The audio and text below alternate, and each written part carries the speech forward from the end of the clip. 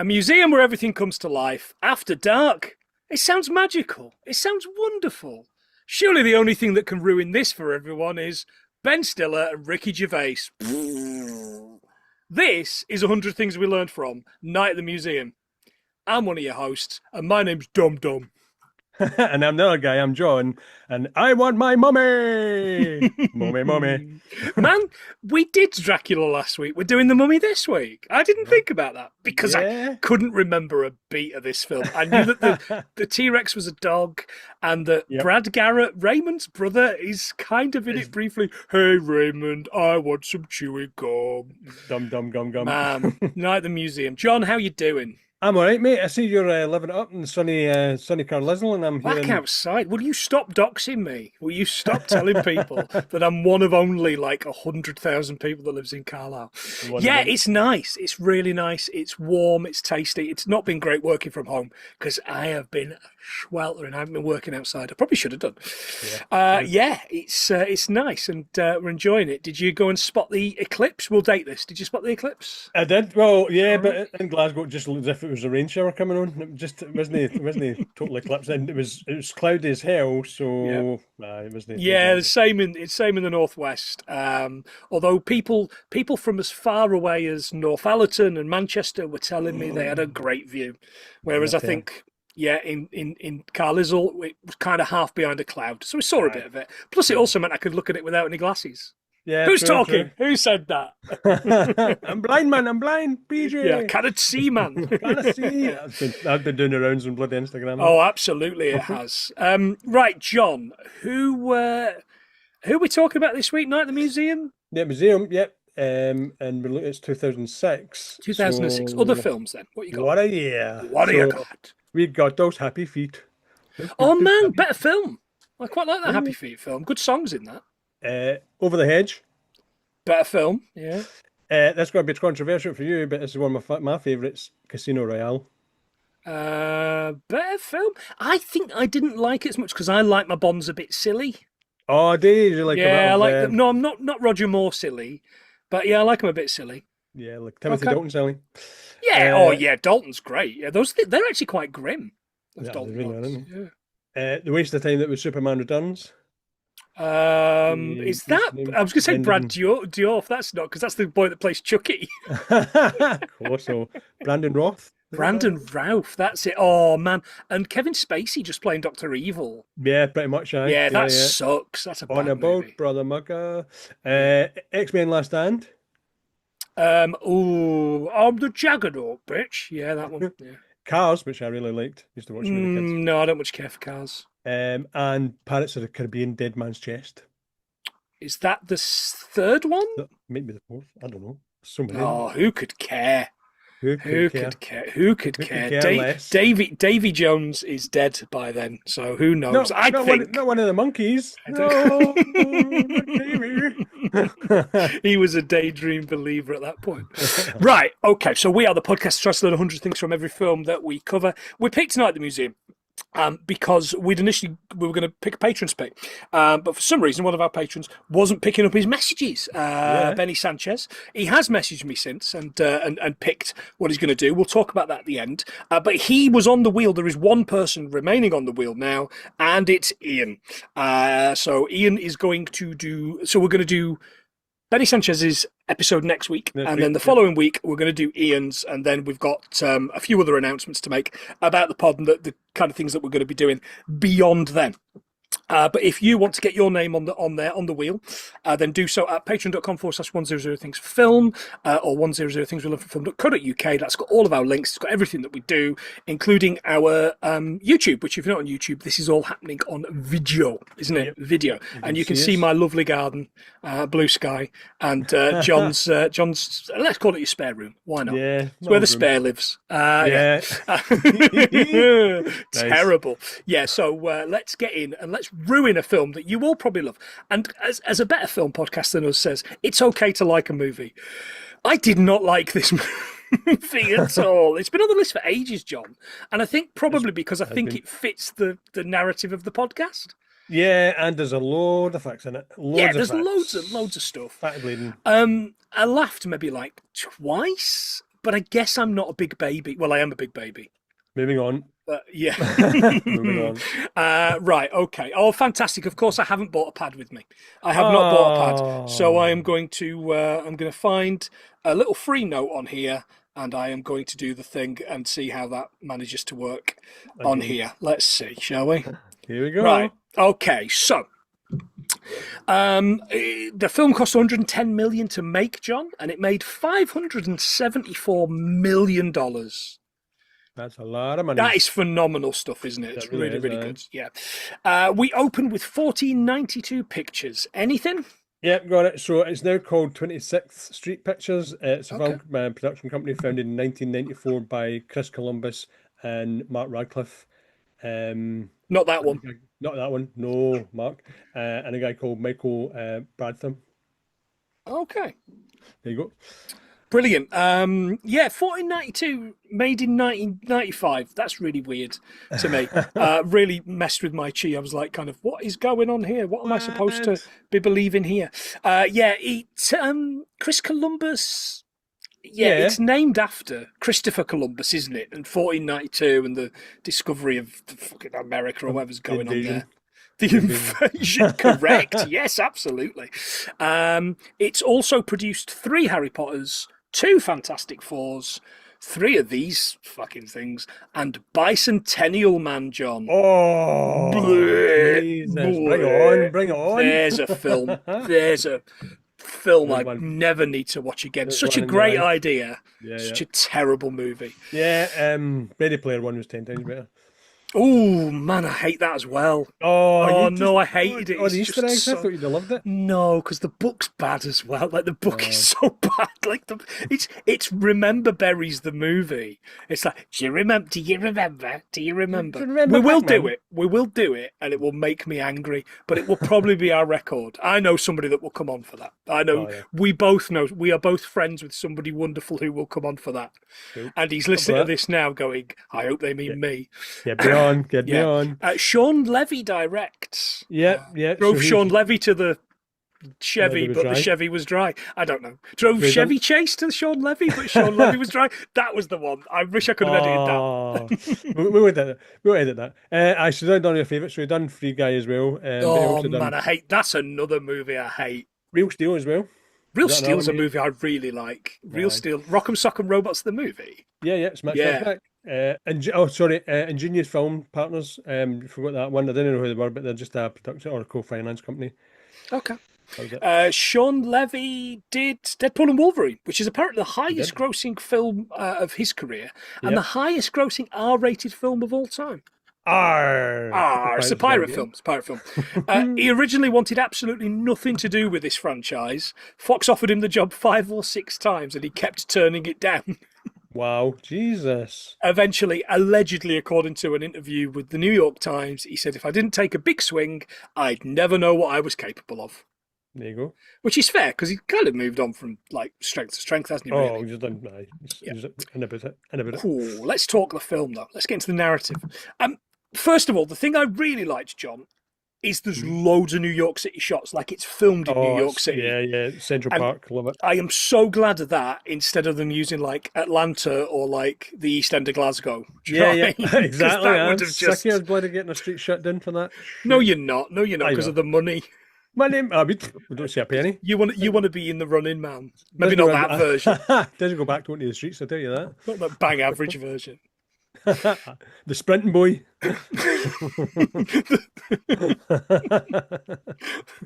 The sauntering geezer. The wandering rocket. The Glasgow version. Oh my god, the crawling gadgie. There you go. He's at 3 in the morning. It's full of them. Is it? Virtually everything happening inside was filmed on giant sound stages at Mammoth Studios in Yeah, Vancouver. got That's that, quite yeah. that's quite catching, isn't it? Really, when you consider that it's got mammoths in it. Oh yeah. Really mammoth. We meet Larry Daly, Ben Stiller, and his car hasn't got a ticket. Instead, it's been given a boot. Yes, so it's a 1987 Toyota Trestle. All right, okay. There you go. Got cars. In New York City, John, the cost to remove a boot depends on whether it's placed on the city, by the city for unpaid tickets or by a private company in a private car park. City-issued boots cost $142 to $185 booting fee. Jesus, that's a kick in the arse. Hey. Hey. Plus $80 to $95 sheriff and marshal execution fee. What? Mate, I'll execute them for free. I know, huh? Stick your boot in. As well as a 5% poundage fee. Whoa. That's what your last something gets, isn't it? Poundage. Pound for pound. Private lot boots are legally capped at the maximum of $25 for removal. Right, okay. Nice one. That's not too bad. Rent a boot. More film, please.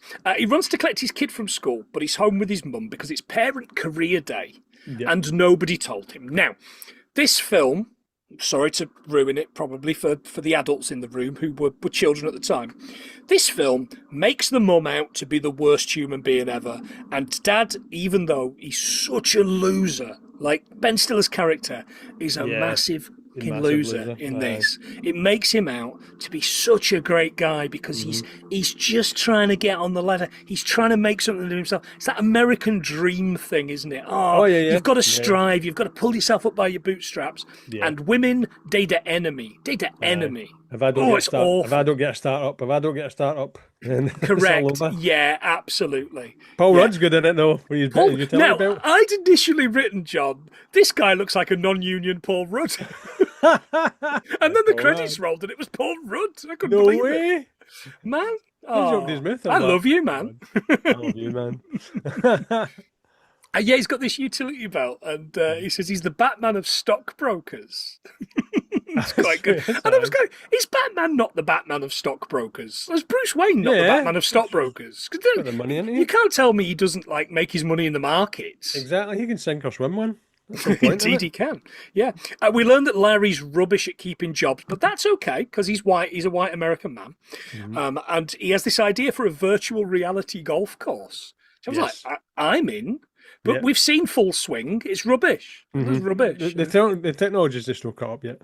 No, that's what he says, doesn't it? That's quite funny, in fairness.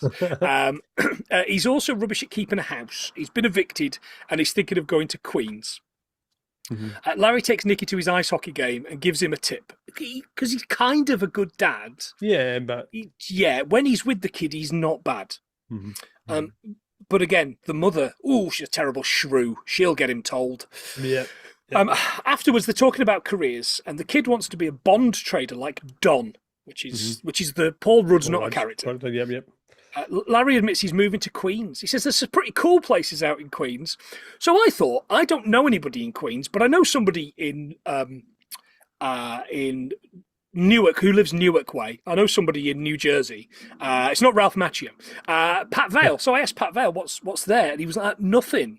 Like a really big cemetery and the two biggest New York airports. Oh, really? The two biggest New York airports are there. I was like, but the football stadium's in New Jersey. He went, I don't know, sports. Sports, innit? Don't do sports. Yeah, absolutely. He said, the only thing I've ever been for is like 2 funerals. I was like, stop killing people on your hate list. Stop murdering people on your hate list, Pat Vale. The kill list. The Pat Vale's kill list, by the way, is on a Patreon episode of Cartoon Crack, by the way. Get all over that. Pay us a quid and get on that. John, I keep meaning to send you the file because obviously you don't pay a quid. Get on that. Patreon.com/1003 things we learned from film. Because it is, honestly, he's like, I've got a list of people I'd murder. Like, okay, yeah, great, let's do that. So Larry heads to the employment agency, which, is that still a thing? I mean, I must have got to loads of agencies in my life, but in the 2000s. It's 2006, isn't it? So I guess it is. Yeah, no, it must have been. Got the brew, Did you hear about the product he created? He's banging on about this product he created. The clicker? The snapper. The snapper, sorry, snapper, which is the clapper, but with the snap of the fingers. Did you get anything on the clapper? We've done the clapper. We did the clapper for Wayne's World, John. But I don't remember any of it, so why don't you tell us and maybe it'll count? The clapper was originally invented by a Canadian Peter Lilliquist. Not Peter Clapp? Not him. No. No, you can't. He's got the clap. Kawai Chen in the mid-1980s. There you go. Cool, fantastic. There's not a lot on that Wikipedia page, if I remember correctly. No, there's not Like, much. I looked it up at the time when we just used to use Wikipedia and absolutely nothing else. Yeah, so fantastic. He's like, she says, clapping is easy, and he's like, debatable. Because she's a woman and she should not have any opinions.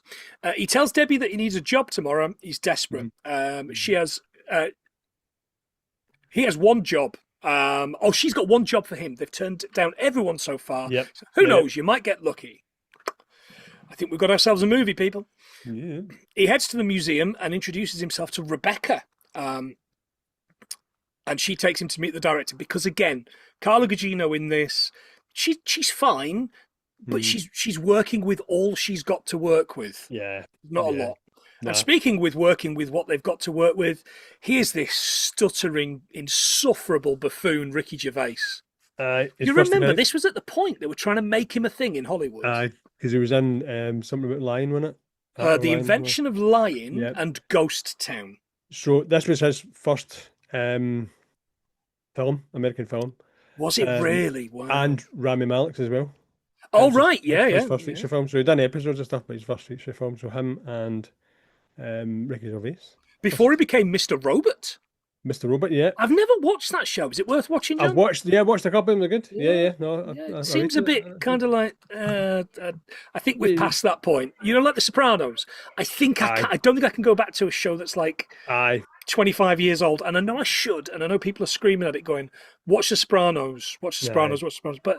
I don't know. I don't think I've got the time in me for just a show that fades to black. I think it's one of them that once you miss the bus, you're just too used to getting taxis. You know what I mean? I like that. Right, half a noodle, big man. You can keep that. If anybody else says that, that's mine. You have to pay John a quid. Patreon.com/100 things, Phil. On a coffee. Oh yeah. We meet the rest of the security guards. Cecil, Gus and Reggie, the old security guards. Cecil's lying asleep on this couch and he wakes up from a nap. Where is he? I'll beat him with my fists. It's so angry. Brilliant. Because not only is it brilliant, but it's Mickey Rooney and he's not yellowed up. So that's quite good. I'm happy with that. Because, you know, that's never good. Gus is, he's Gus. Reggie is Bill Cobb. Bill Cobb, yep. From, he's the old guy, the old cop from Demolition Man. Yep, you remember because he remembers when Stallone's character was actual. Yeah. Oh, so is Do you remember? He was a rookie, wasn't he? He was a rookie then. Yeah. And Cecil, of course, is the Centurion, the only one that's still left alive. Oh, really? Dick Van Dyke. He's 100 years old. Jesus. Yeah. And I did mean to do facts on all three of them, but man. What I can tell you is that Mickey Rooney had 9 kids. Apparently, only one of them's still alive.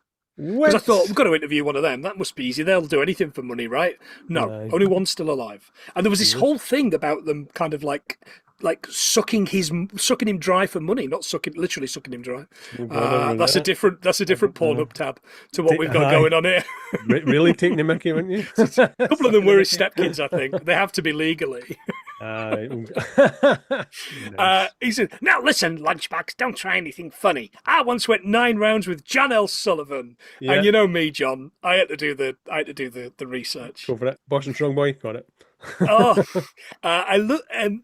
Cecil's miming along to him, by the way, like he's heard this hundreds of times, isn't he? He's doing the whole lip sync thing. John L. Sullivan was a professional boxer billed as the Boston Strong Boy, exactly as you said. Recognised as the first heavyweight champion of gloved boxing from the 7th of February 1882 to September the 7th, 1892. It's not bad going. Yeah, that's good. He's also recognised as the last heavyweight champion of bare knuckle boxing under what were known as London Prize Ring rules. Nice. Try saying that after you've had a night at the museum. His record was 46 fights. He won 42, wins by KO 32, 1 loss and 3 draws. That's good going, man. He died in 1918 at the age of 59. Oh, young. No back then, though. No, absolutely not. But here's the thing. Mickey Rooney was born in 1920. John? Why must they lie? Why must films lie to us? What a liar. It's brutal, isn't it? It's brutal. Unless you're considering that not only do these old men feel spry because they're around the thing, as we learn later on, the MacGuffin, but Mhm. maybe they're a lot older than we realise. Ah, right. You know what I mean? But at the same time, Bill Cobbs turns to him and goes, "You didn't ever fight no the Boston Strong Boy." It's quite good. Told him out. He Live. says, "I need to think it over. Do you want the job or not, Snack Shack?" And I do think Mickey Rooney's the best thing in this. Oh, he's so Like, good. he's Isn't he? brilliant in this. Oh, Like, isn't he's he got crap, one isn't he? line of singing in that Muppets movie, and I think he's great in that. Like, he sings one line, That's it. and I love him in that. That you sold. Oh, yeah, absolutely. Cecil gives him the tour. Do you really think he's the one?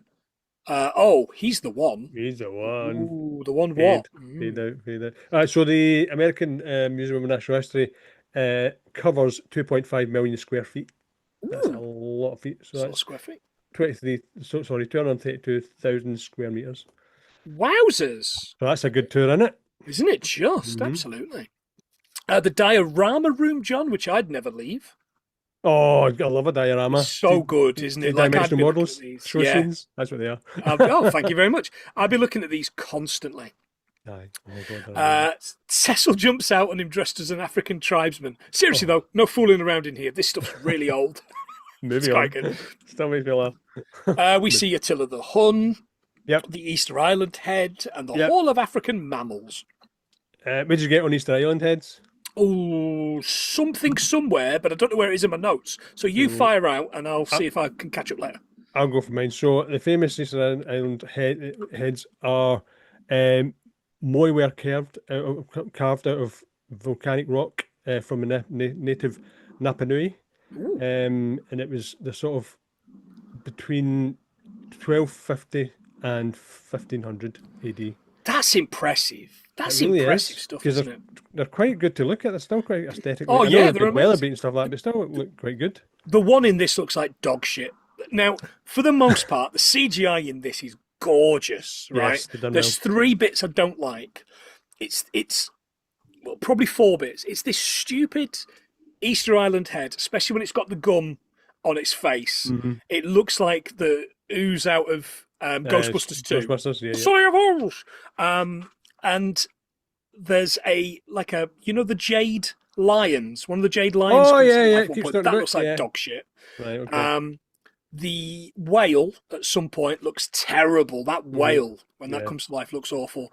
And the bit where they're chasing the car, the little men are chasing the car, that looks awful. All right, okay. But other than that, I think everything looks great. Rexy stands up. Oh, right. it's so good. The cartoon's Aye. so good. We see Dexter the monkey and the tomb of Akun Ra. Not a real pharaoh, by the way. Just so you Oh, get- not real. Okay. Not real. Made up for Fair us. enough. Oh, I see what you did. Did you do that? You didn't mean that. That was good. Fair enough. His most prized possession, the tablet, 24 karat gold. Cecil tells him to report at 5 p.m. tomorrow. Larry calls Erica, the shrew, to tell her that he has a job. But he's told her where, but he's not told her what, because he's awful. This, John, is based on a 1993 picture book by Croatian writer Milan Trank. Nice. And it is his best known title. I tell you what, though, I do hope he got like a dump truck full of like cash for this. I hope they drove the biggest dump truck of cash up to his house, Up to his house. And tipped it yeah, backwards, you- like full of yeah, gold you did toilets some and of- everything. yeah, Because definitely. selling your soul out for this shit. Do you know what museum means?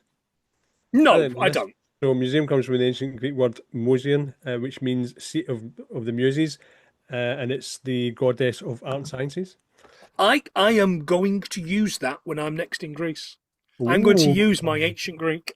Go And for it. they're all going to go to me, fuck off, Marinakis lover. I don't know. I don't know what to Yeah. tell you. I don't know Yeah. what to tell you. He's the one billionaire that I could probably just about put up with. I know, off with his head. But off with his head last. Yeah. Because he owns In a forest. funny way. Yeah. And the guards give him instructions and head off. This page of instructions that they give him. Oh, Do them in order, do them all, and don't let anything in, it or looks, out. it looks like your old maths jotter at the end of the year, doesn't it? In It primary? looks like the stuff I Yes. usually write down the number of facts we've got in. It does, doesn't it? Stuck together with chewing gum. Gum, And he's like, out?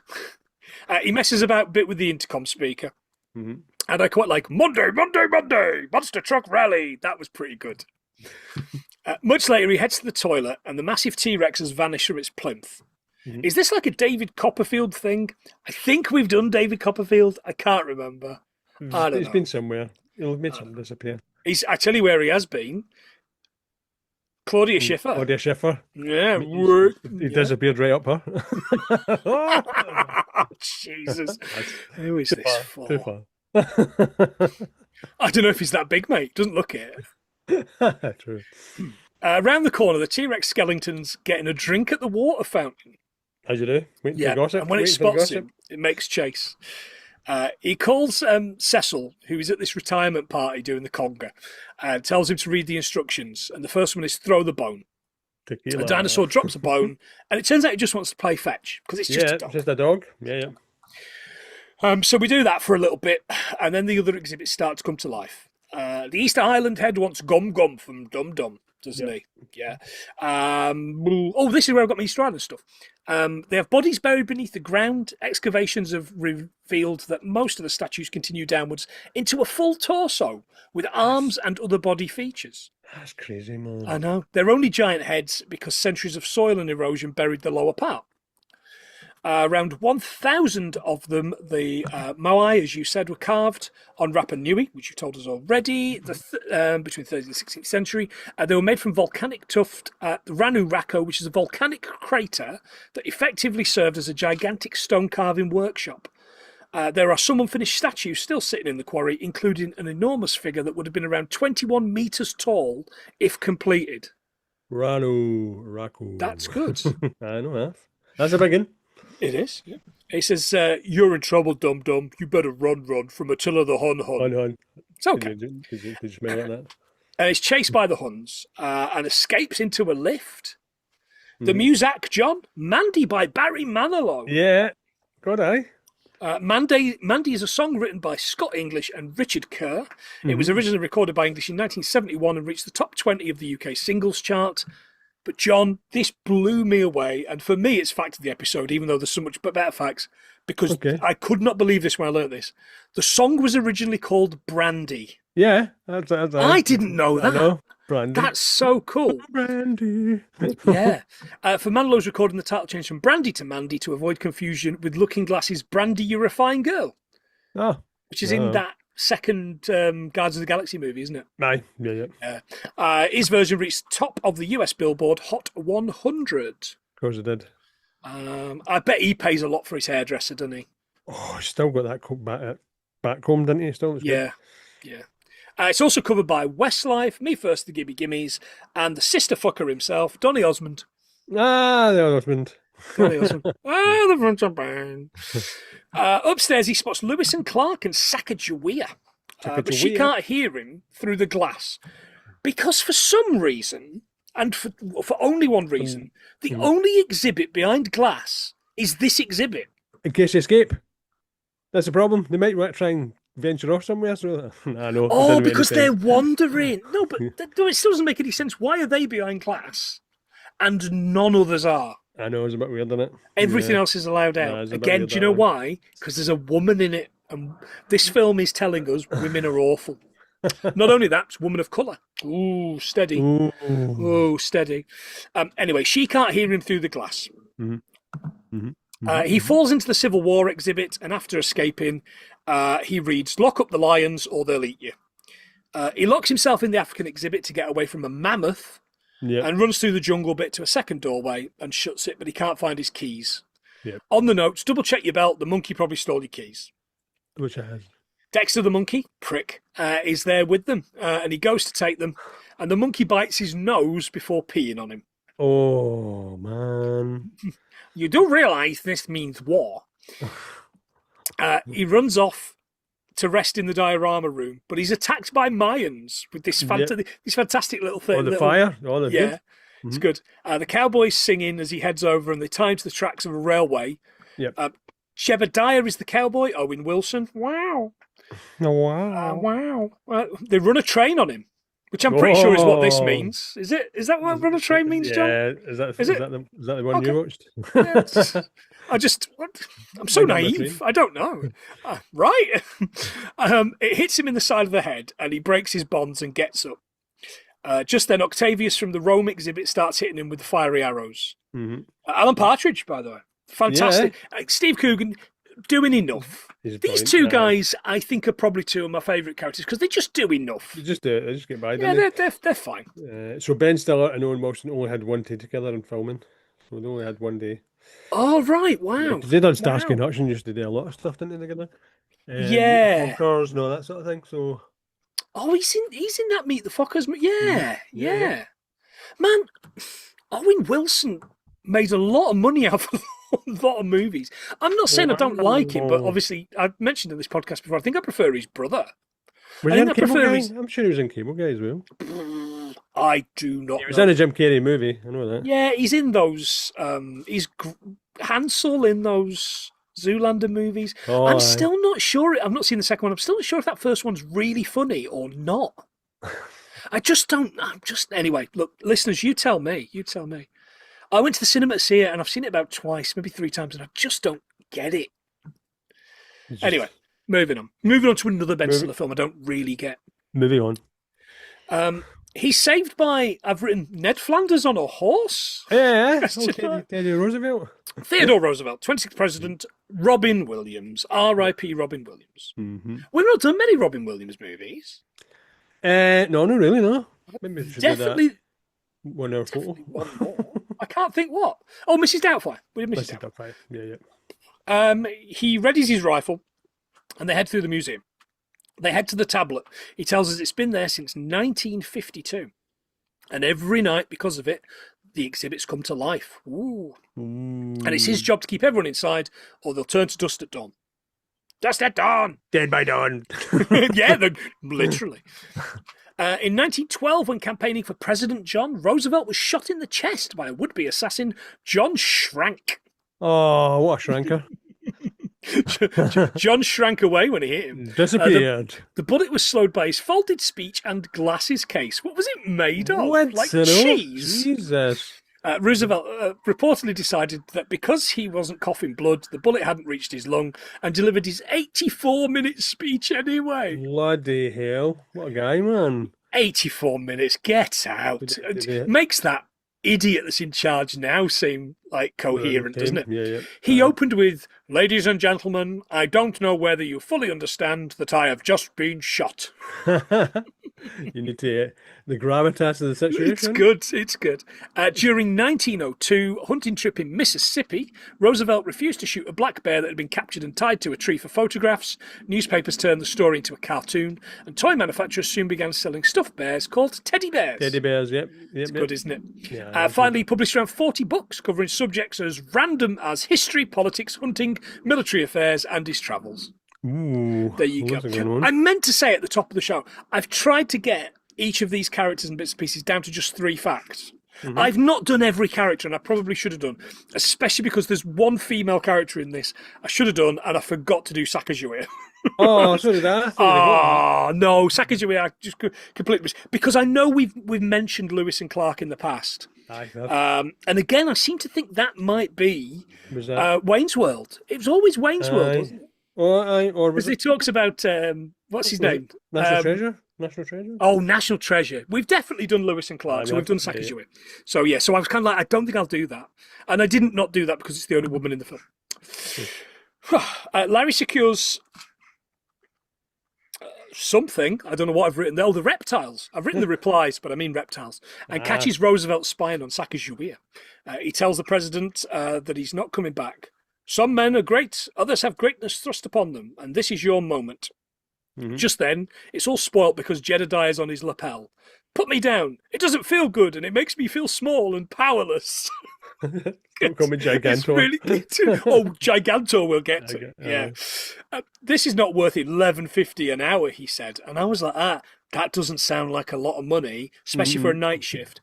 The federal minimum wage, John, in the US is $7.25 an hour. Oh. As of this January 1st, just gone, it's $17 an hour minimum wage in the US, in New York. Right. Jesus. So it's a big difference. Like it's a big difference. Like $9.75 difference. Yeah. That, in fact, different in the price of stuff over there. How do they support themselves, especially with rent and stuff? Yeah, absolutely. Rent? That 11.50, where is the rent? That 11.50 with inflation would be $19.05 today. So actually, the national minimum wage hasn't kept up with inflation. I'm going to assume this isn't the minimum wage in 2006 Nah, I must have just made that up. because it That isn't. just seems Because so low. yeah. Yeah. I'm going to probably say it was like $5 in 2006 or something like that. It's brutal, isn't it? Mm. What a state we live in for like the hardest workers in this country. Like, get the least money. It's brutal. Crazy, Anyway, soapbox off. The next morning, the old guards arrive. Larry is furious. He wants a regular job that's not life-threatening and pays the bills. It's all that any of us want, right? Right. Outside, Nicky's here to see. He's proud, and Larry tells him that they're too busy for him to come in, but he'll show him another time. Larry heads back in and speaks to the old boys. Look, I'll give it one more night, basically for my boy. That is until Ricky Gervais arrives, because I wouldn't work for this arsehole. Nope. No, he's such a snake twat, isn't he? He's furious, though, because the Wild West guys have put Octavius in the stocks. And stocks, I thought it was brilliant. I did as well. Now, they're just models, and at no point does he question how the Night Watchman made a model this good in the night. I know. Because he's an idiot. Because he's playing a cartoon, isn't he? George Roth, yeah, he really is. He runs to see Cecil and asks for another copy of the rules. Cecil says there isn't one. Just read some books, know the history. Keep that, because that's coming back. Rebecca's doing a tour, and he follows her to learn more. He heads to the monkey and shouts at him, "There's a storm coming, buddy! A storm coming!" And he's basically just being Ben Stiller from Mystery Men, the Fockers, from all of the films. You kind of like, maybe this is, it's very something about Mary, isn't it? He deserves to get the beans above the Frank. At the Lewis and Clark, Larry asks, is she deaf? No. Well, she seems unresponsive. Well, she's a waxwork. And again, there's no point that there's glass here. No one ever goes, well, there's glass here. Yeah, I know. It's crazy. Levy and Stiller really annoyed the people doing the special effects because they got ideas during filming and changed the script on a sixpence. Oh, that's annoying. No, so like annoying. they'd be like, we'll have a woolly mammoth in this scene, and the guys like doing the special effects like, that's going to take us a month. Yeah. No. Levy said he literally watched the blood drain from the visual effects team's faces when they suggested adding anything new. He then he asks her for coffee to learn about Sacagawea. She says she's been writing her dissertation for 4 years now. He then heads to the library to learn about Attila the Hun, who apparently loved magic. Yeah, sorcery. Magic. Yeah. He looks up the West and Easter Island, as well as Rome, on the 2006 internet, I've written. Yeah. You remember the internet looked like this? Yahoo. Yes. That's Jeeves. Attila the Hun, John, he ruled the Hunnic Empire. I mean, that's fortunate, isn't it, that the empire was named the same thing he was called. Yeah. From around 434 to 453 AD, he invaded the Roman Empire, but never took over Rome, famously demanded gold from them, though. He died suddenly in 453 AD from either, depending on where you read it, at a wedding feast, from choking, or from a burst blood vessel. Oh, the old Elvis way to go. Either way, it's the Elvis way to go, isn't it? And Hunnish is a real language, isn't it? Is it really? Because at one point somebody says, "Do you speak Hun?" Hun? Yeah, I speak. Rami Malkin.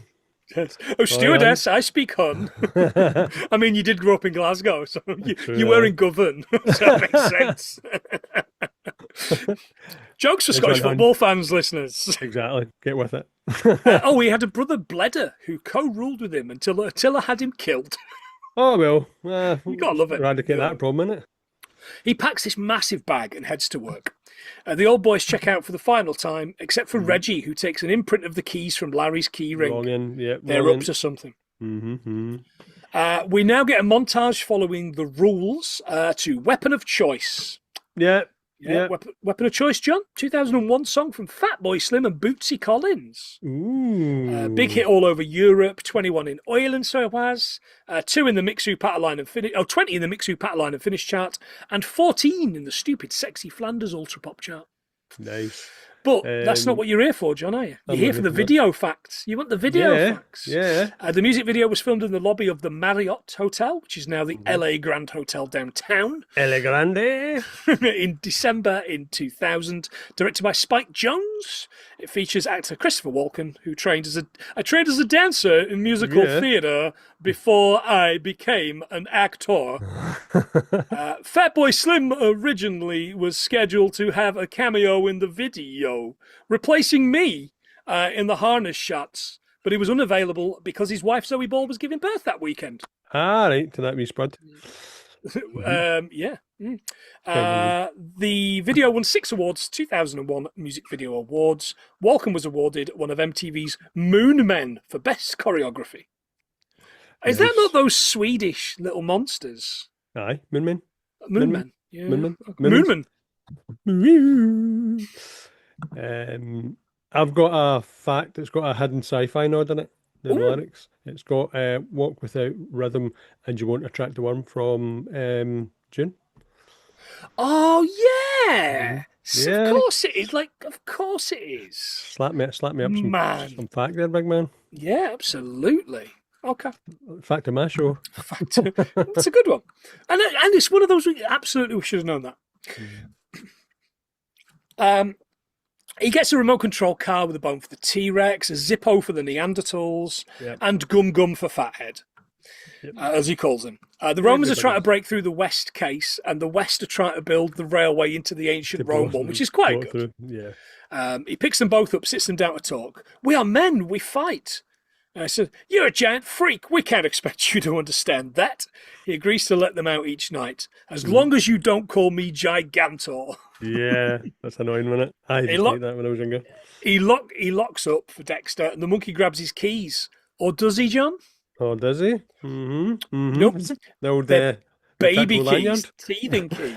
I told you there was a storm coming.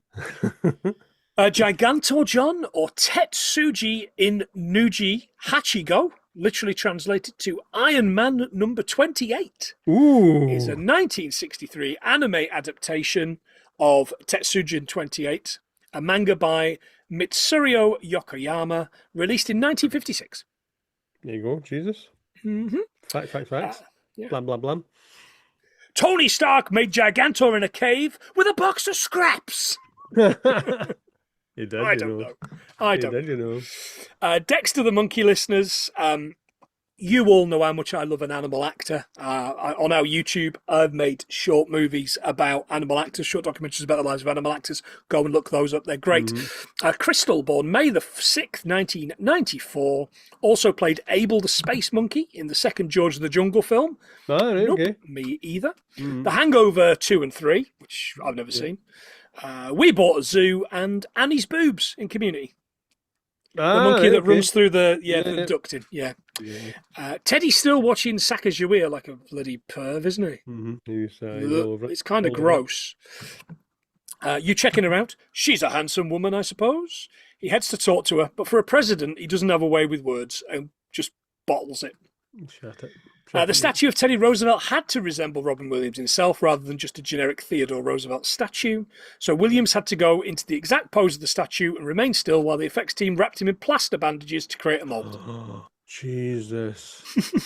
The mould was then filled with fiberglass and finished to create the statue. That's scary. Allegedly, he became fascinated by Roosevelt whilst researching the character and his famous can-do attitude, which is why he plays it like he does. Oh, that's good. That's good. In Larry's office, a gloved hand puts some Egyptian artifacts in the drawer. Ooh, what could it be? Larry's getting down to business to defeat the Huns. He starts showing them some magic, doesn't he? Yep. Did you get a feel for this magic, John? Yeah, I did actually. I'm like locking thumbs.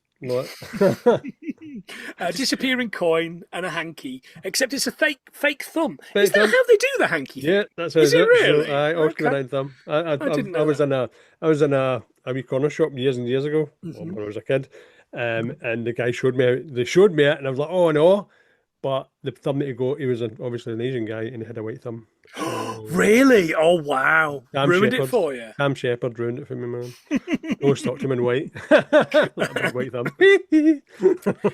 They notice it's a fake thumb. They grab him, and Genghis tells his men to rip him apart. They're basically like, yeah. what? They've got a leg each. Right. Just then, all the African animals charge. How? Dexter has his keys. Whoa, Dexter. No, Robin Williams playing bloody Jumanji, wasn't he? I just get Jumanji vibes. Larry gets the monkey goes to the window and opens it, and Larry's distracted by the diorama boys who were all fighting until he sees Dexter making a run for it past the Neanderthals who have set themselves on fire. Of course they have.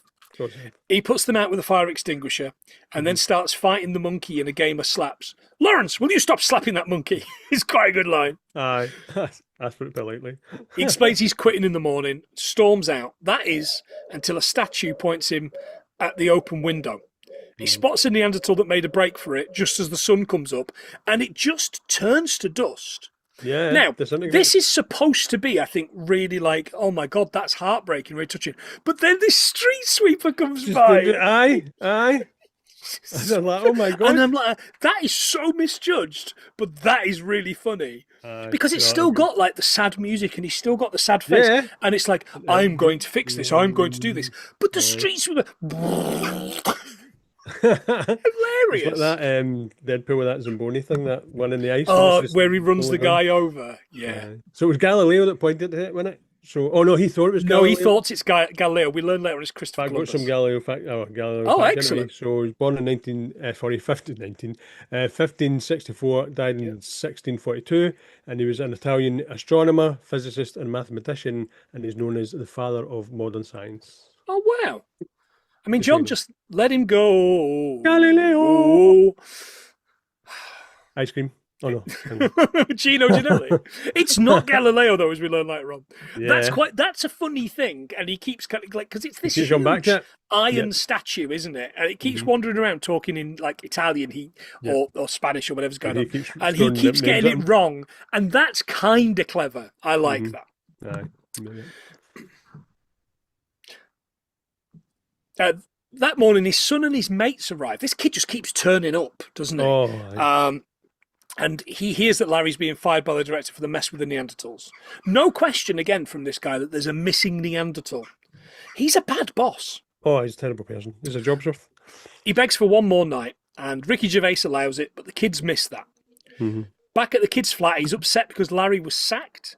Larry explains he isn't and tells him to come to work with him. Except Mum doesn't want him to. He doesn't have any more room in his heart for disappointment. Oh. Why does this film hate women? Right in the heart. Got me right By there. the way, did you see on the back of the door?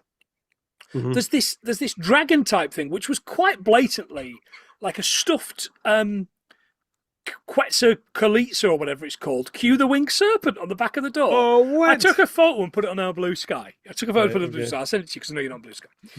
It's blatantly like a stuffed Cue the winged serpent or a Trogdor, the Burninator without the arms. Trogdor! He tells him to come work with him. Except that night, Larry takes the kid with him. He kicks out Rebecca. She says she's struggling with a 900-page book on Sacagawea, and he's like, don't give up. Because he's white knight in this, isn't he? He's absolutely white knight in this. You know how in certain museums they say history comes alive? Well, in this one, it actually does. She falls out with him because she thinks he's taking the piss, and she storms out. Larry sits Nicky on the desk and counts down the time for Rexy to come to life, but of course he doesn't, and nothing does. Nothing happens. Because that's what happens in these films. And Nicky gets upset, so they head to the tablet, and guess what, John? It's gone! It's not there. They head down the stairs and see the old boys loading up a cart with the tablet and loads of other like goodies. Nicky turns the sex of the tablet, and the animals upstairs all start to roar and make noises. Nicky runs and with the artifact, and the old boys start beating Larry, telling him that the tablet gives them renewed energy at night as well. So they beat him up and give chase. There's some good fighting in this from them. It's good. It's good. No, totally. Catching Nicky upstairs, they open the doors, and some of the exhibits leave the museum. They lock Larry and Nicky away. The filmmakers specifically looked at Guillermo del Toro's 2001 horror film The Devil's Backbone, which I love. It's a great film. Oh, that's a good film. Yeah. Took its visual inspiration. Yeah. Navarro, who shot Night at the Museum, was also Del Toro's cinematographer for his previous films. Okay. Good luck. I assume for Kronos as well, which is Kronos is grim. So they use the film's manipulation of darkness and pools of light as a point of reference. Nice. I like that. It's a good look. Yeah. Teddy arrives. Will you help me? I need you. I'm just a man. I'm not like you. I didn't build the Panama Canal. I didn't do any of those things. I was made in a mannequin factory in Poughkeepsie. That's quite good. I was like, are these things self-aware? That's I know. grim. The problem I've got with that is later on when the Sacagawea is obviously going to need to let her know. I'm made of wax, Larry. What are you made of? I'm like, wow, it's Gumption. a great line. And he rides off. Oh, gumption again. I haven't done gumption for a while. The Panama Canal opened in 1914. Cutting roughly 13,000 miles off some voyages between the Atlantic and the Pacific. It uses giant locks to raise ships about 26 meters above sea level to use the artificial Gatun Lake and then lower them again. This fact is so dated. The US controlled the canal for decades, but Panama took full control of the canal on the 13th of December, 1999. What a party! Yeah, but that's not the case anymore, is it? Because Trump owns it now. Oh, no. Man, America. Fuck yeah. Panama! Bow, bow, bow, Fuck bow, you. Panama. Do you boys like Mexico? Better film. Better film. Just then, we see that they're actually locked in with Akmun-Ra. Yeah. Larry lets him free from his sarcophagus. And we're finally doing a mummy movie. The mummy calls off the jackals. Thank God. Screaming heads towards Larry before taking the wrappings off. And it's Freddie Mercury. Hello, Larry. It's me, Freddie Mercury, with the big teeth. He speaks English, apparently, because he was in Cambridge Museum at one point. Yeah? Oh, it's quite fun. He said, I went to Cambridge. You went to Cambridge? Yeah, I was in the museum. That's pretty good. It's a nice touch. And again, I know he's like little baby Remy Malek, but he's not in this. No. Like, he's thrown in at the last act. I know you realize it all. Yeah. He's in the second one more, I think, but this one's hardly been. Oh, yeah. I've seen a bit of that. The Smithsonian one. No. They moved them to the big museum. Oh, Hank Azaria's the bad guy. No. Oh, mate, yeah, maybe I do need to give that a go, because he's quite good. And John, is it Bethera? He's a mob boss, isn't he? I'm sure he's. Oh, man, I don't remember a thing. It's got Rachel's least favourite actress in it. Oh, Amelia Earhart, Amy Adams. She hates Amy Adams, and I can't get it. What? Amy Adams to her is my Jessica Chastain, because there's just something. If Jessica Chastain's going to be in something, I don't want to watch it, and I don't know what it is. But I am going to watch that other Mommy movie. Seen the trailer for that? Aye, Lee Cronin's mummy. No, Other Mommy.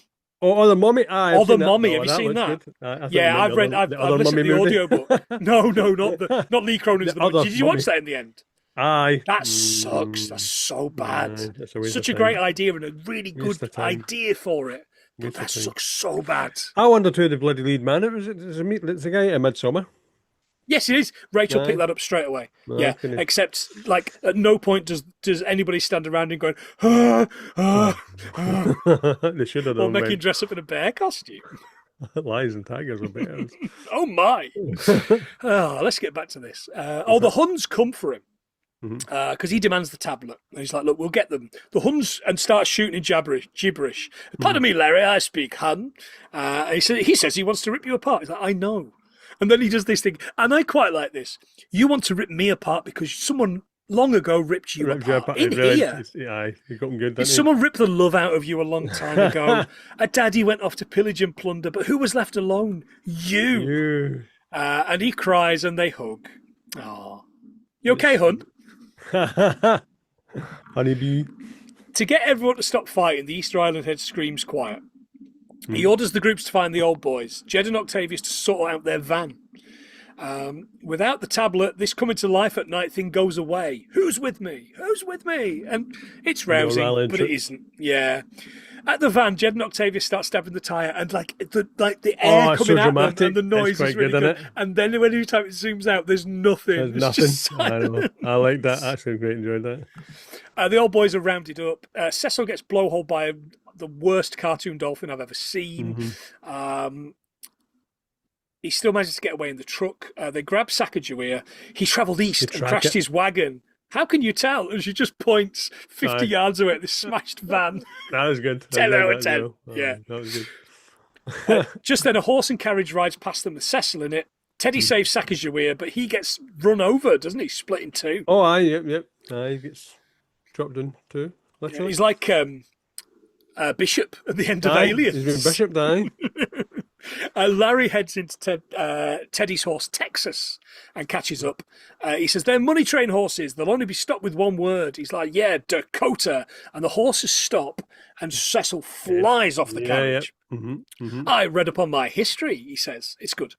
The Huns grab him and carry him away, and they're like arguing about, can we hurt him a little bit?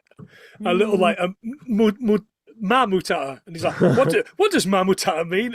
It's really good acting from Dick Van Dyke. It's such good acting. Who, by the way, would have been 80 here. And honestly, he's still got the moves. So spry. He's so spry. See that bit when he throws his stick down and he starts sort of limbering up? You're like, man, he's still going. And there's a spoiler. There's a thing at the end where he's dancing, isn't he? Is that the bit you mean? Like in the credits, there's a bit where he's dancing instead of mopping. Nice. It's very good. The creatures follow the tablet back to the museum. Patrick James Gallagher is Attila the Hun, John. Won a BAFTA Game Award for performing as a supporting role nomination for Khotun Khan in the video game Ghost of Tsushima. Oh, right. I never played that, but I've watched a couple of playthroughs and it looks great. But I'm crap at those. You know, those that are really hard. I don't want a game that's really hard. I was bad enough with Parappa the Rapper. I couldn't play anything that involves swords. Ready! Oh, man, Parappa the Rapper is great. Punches all in mind. Man. The taxi driver stops at the lights and the mammoth and Rexy pass in front of it. Rebecca is in the back and she's like, oh my God, it's all real. You got a T-Rex. Central Park. Did you recognise the driver? No. It's Charlie Murphy, Eddie Murphy's brother. Oh, is it? Charlie Murphy! Darkness! The unknown son. What did the four fingers say to the face? Slap! Charlie Murphy! Inside, Teddy's been fixed by Sacagawea. Rebecca comes in and spots her hero. Larry introduces them and she starts asking questions. Everyone's there except the two models. The two best characters. But wait, here they are crawling up the stairs. You ain't getting rid of us that easy, he says. You ain't quitting on me, man. Teddy says goodbye and he says, your father's a great man. And the little kid says, I know. Oh, it's nice. Next morning, he's in trouble for cave drawings on the subway, T-Rex footprints, and the Neanderthals filmed on the roof. I mean, they really buried the lead on that. Like, go with the Neanderthals on the roof. Crazy, man, didn't he? Jesus. But the news, the reports are all going, and it's really important because they've spent a lot of money on getting people to the museum. And he sacks him again. Until they walk out, and the museum's busier than ever. Pack-a-rammed.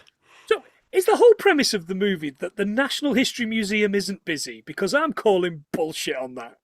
If it's anything like the National History Museum in London, which is always stacked, and the one in Edinburgh's quite busy. The one in Edinburgh's rammed, I'm calling it. But here, get a load of this, and again, this is probably the fact of the episode, really. The movie's success had a measurable effect on the real museum, and it reportedly saw, in a year, attendances rise by 20%.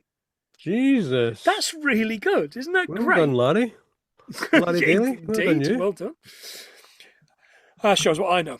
At Career Day, Nick shows off Larry at Career Day. Nights are when history comes to life. Blah, blah, blah, blah, blah. Later, all the exhibits are having a party to September by Earth, Wind and Fire. And for me, this is the worst bit, because it's basically Ben Stiller laughing and smiling at a green screen. Right. It looks like it's so fake. September is a 1978 song, John, written by Earth, Wind and Fire guitarist Al McKay, vocalist Morris White, and songwriter Ali Willis. They wrote it over 1 month. Willis was initially bothered by the gibberish ba-da-da-ba-da bit Oh no. White that he used and begged White to rewrite it. I just said, "What the fuck does "ba-ya-dia" mean?" And he said, "Who the fuck cares? I learned my greatest lesson ever in songwriting from him, which was never let the lyric get in the way of the groove." Oh, nice. That's great. How cool are Earth, Wind and That's Fire? groovy, man. That's great. Earth, Wind and Fire were founded by Morris White in Chicago in 1969, and at their peak they were a huge ensemble, often around 15 to 20 musicians on stage at any one time, including a horn section, percussionists, and backing vocalists, with so many elaborate costumes up there that they had to be insured, listeners, for earth, wind, fire, and third-party theft. Nice. Well done. Well done. Just like Saw Shaw's crew.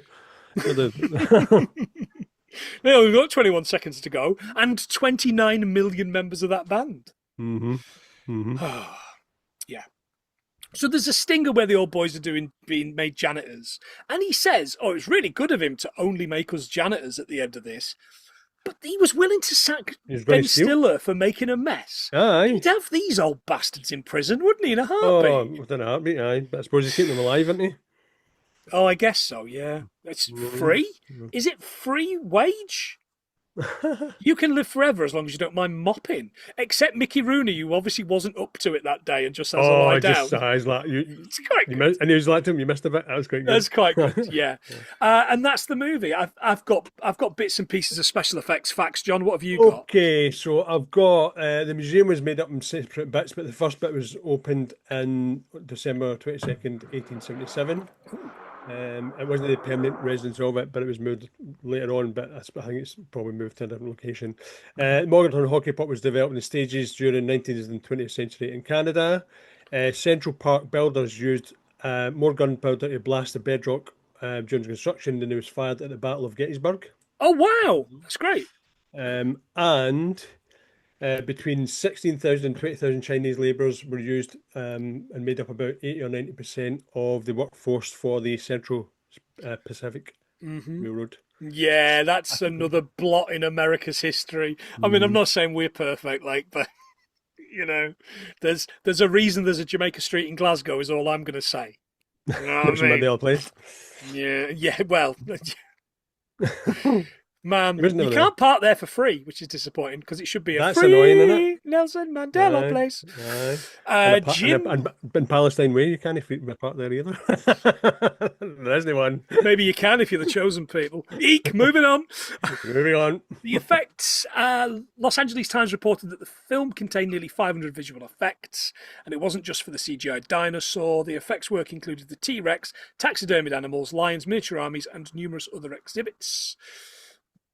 Jim Riegel, who had won 3 Oscars for Lord of the Rings trilogy, supervised the visual effects. Rhythm and Hughes is a great name for the effects company. Nice. Who did the dinosaur and animal effects for Rexy. They actually studied dogs to help create the movement. You can see why. The real T-Rex skulls had holes around the eye sockets, which made it difficult for the audience to understand where his eyes actually were. So the effects artist modified the dinosaur's bone structure to make the eyes read properly. Yeah.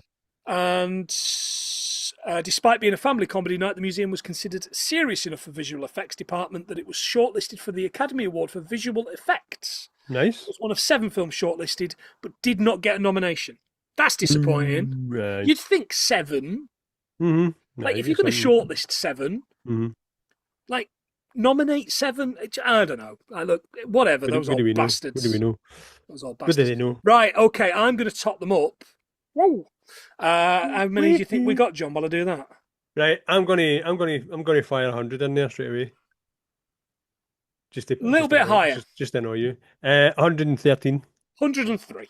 Way! There you go, 103. Not too shabby. We knew we'd get rid of about 100. We said that. Yeah, it was always going to happen. And I'm glad we got loads of special effects stuff as well as the murdering lots of Chinese lads. Yeah. Yeah, there you go. If you like what we do, you can give us a quid. We would like that. That would be really good for us. It helps us pay for our hosting. It helps us pay for the recording stuff that we do and all that kind of bit and piece. We also get to do some charity stuff as well.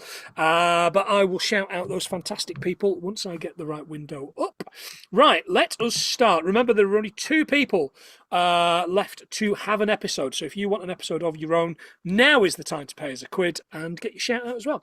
Phil Fairish, happy birthday, Phil Fairish, for last week as this went out. Completely forgot it was your birthday. Apologies. But yeah, happy birthday, Squire. Rachel Plant.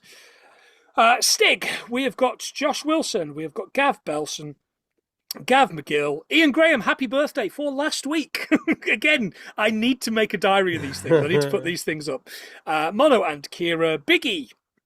We have got Joe. We have got Aaron Huggett. We've got Dan Belson, Nigel, Ian McComish, Maria, Ali Dale, Megan, Jen Stewart, lovely Rob Jones, Kieran Corrigan, Oodles, Candy, James from Repeat or Delete Podcast. By the way, Repeat or Delete Podcast started this week. We've started our once a week episodes of the Celebrity Coach Trip.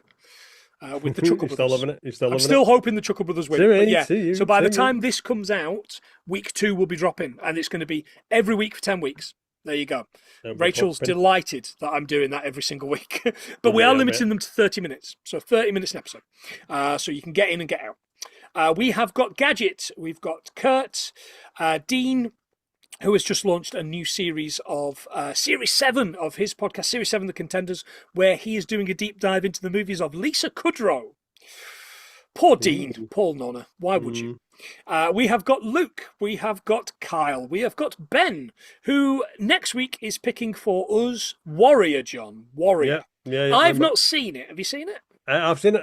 There's a bit where, like a bit, so was clipped out with Nick Nolte. It's quite a harrowing scene. Oh, Nick Nolte's goddamn Nolte. I get to do my impression. Quite a deep scene. So okay. I'm looking forward to seeing it. It's on Rakuten TV for free. Recording. Is that how you pronounce it? Okay. Yeah. We've got David Lim, Sam Fuller, and Orange Indigo. Orange Indigo, do reach out to us if you are hearing this, because we want to do an episode for you. Thank you very much to those wonderful, lovely people. Again, this week, Stig, Biggie, and Oodles are doing their To Be Continued podcast, which you would have heard at the start of the show, if I got my shit together, where they are talking about the Indiana Jones movies. Mr. Jones! A lot of fun. And I had to apologise because they bring up Bad Date twice. So I had to go back and listen to the podcast again, because I said last week they didn't bring up Bad Date. Oh, mate. You don't want to bring up a Bad Date, really. Exactly, aye. Anyway, enough of that. We'll be back next week with Warrior. I've got to go because my tea's been ready for 20 minutes. It will be mush. Ooh. John, say something nice to the lovely people at home. Ongoing saga with the webcam. Oh, with your camera, right? We'll sort that in the week. A driver won't go, so I'm looking into it. So I will fix it, guys. So thanks fucking again. Mini at it again, isn't she? For buying, probably when he put it past Adam. With his little weird face. Yeah. Fantastic. We'll get there. But for now, we'll watch you in standard definition DVD. STD. Jesus. Not for the first time in your life. Right. Anyway, he's been John. I've been Planty. And this has been 103 things we have learned from Night at the Museum. The original Night at the Museum. We're not doing any more. See ya. The Netherlands. See you guys. Oh, shit. We didn't do it to the Netherlands. I got it.